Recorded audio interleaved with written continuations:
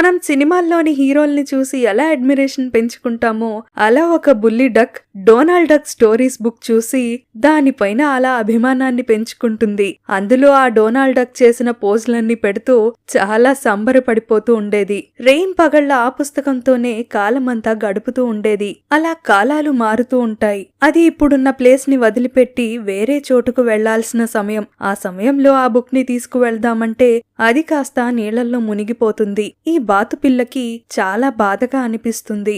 ఎంత కష్టకాలం లీడ్ చేస్తున్నా కానీ ఆ పుస్తకం గురించే ఆలోచిస్తూ ఉండేది.